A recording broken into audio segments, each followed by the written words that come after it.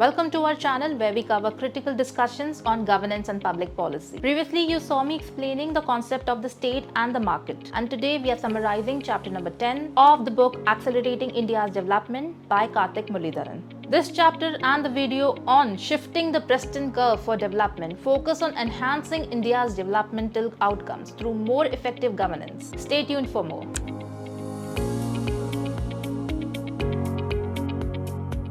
India has made commendable progress in terms of development, aligning closely with its GDP per capita growth, especially since the 1980s. However, despite this progress, the potential to achieve much higher at an A or an A+ level remains untapped. Today, we will discuss the pivotal role of improving state effectiveness in accelerating human development. This improvement can stimulate economic growth and create a virtuous cycle of development. India's development, when adjusted for GDP per capita, is comparable to that of other countries with similar economic statuses. Yet, on issues like infant mortality and education, India could perform better by learning from positive outliers like the Vietnam and the Kerala. The video explored the ongoing debate between focusing on GDP growth versus enhancing human development. While growth can naturally lead to better education and health due to increased demand, it is argued for a balanced approach that doesn't solely rely on economic growth. The concept of shifting the Preston curve is central to this video.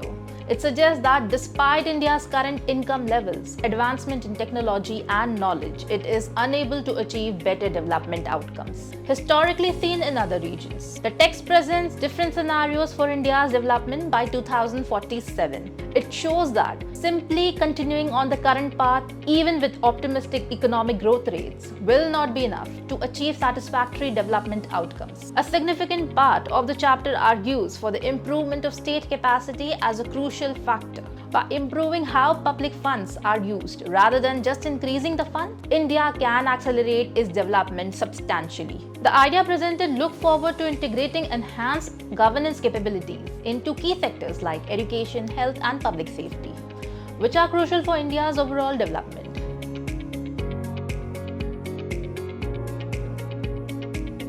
India's development, while impressive in some aspects, falls short in others. The graph provided shows a strong link between GDP per capita and key development outcomes like health, education, and public safety. Wealthier nations generally have better human development outcomes due to more resources and higher government revenues. India's performance aligns closely with its GDP per capita, slightly outperforming expectations in areas like infant mortality and life expectancy. However, discrepancies such as underreporting in crime data exist. While India matches or even exceeds some expectations based on its GDP, there are outliers, both globally and within its own states. For instance, Kerala performs exceptionally well in health matrix compared to its GDP, while states like Uttar Pradesh, Gujarat lag behind.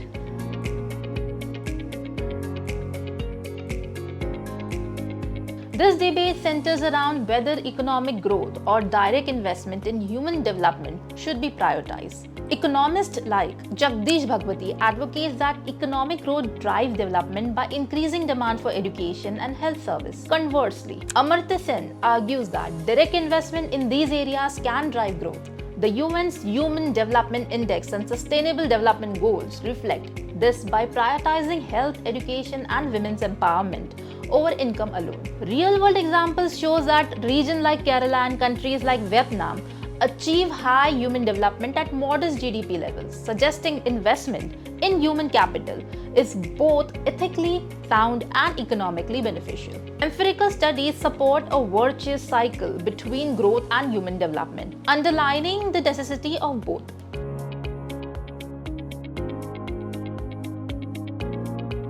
In lower middle income countries like ours with limited budget and high debt, the key question is how to achieve better development outcomes at any given income level. Well, evidence suggests this is achievable.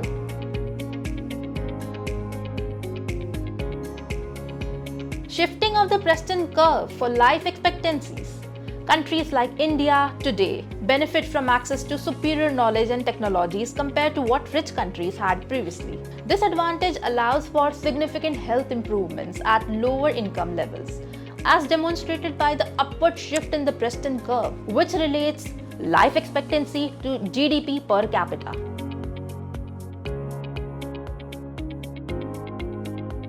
Applying the lessons from health to other sectors like education, we see potential for improvement. For instance, although India had increased education spending for enrollment, learning outcomes remain poor. By reallocating funds towards more effective programs, we can achieve better educational outcomes and similarly shift the Preston curve upward across various sectors.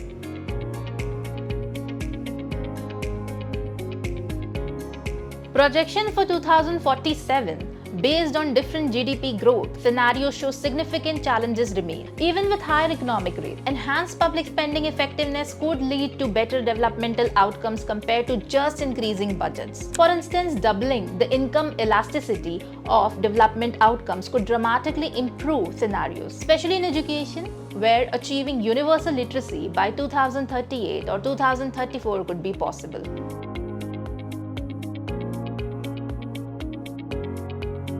Focusing on state capacity is crucial. By improving the effectiveness of public spending, we can enhance developmental outcomes at any income level. This approach builds on insights from Nobel laureates in development economics and stresses the importance of a capable state in translating policies into successful outcomes.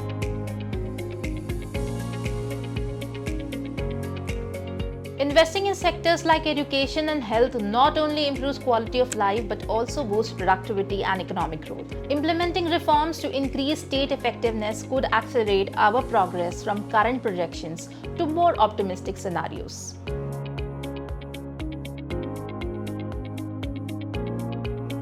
Creating favorable conditions for economic growth is essential.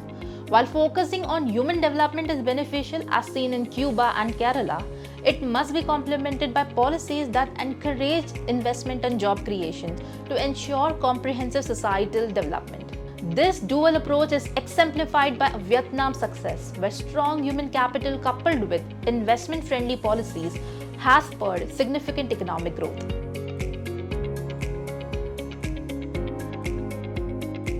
India has progressed well in terms of growth and development, but can improve significantly by enhancing state effectiveness. This book advocates a centralist approach, merging center-left goals with center-right means to accelerate development and growth equitably. Future chapters will apply these ideas to crucial sectors. In summary, Chapter 10 of Accelerating India's Development argues for a more nuanced approach to governance that integrates both developmental and economic growth strategies. By improving state capacity and utilizing technology and knowledge efficiently, India can not only meet but exceed its developmental goal by 2047. For more insightful discussions on governance and public policy, don't forget to like, subscribe, and hit the notification bell. And stay tuned for our next video on education and skills.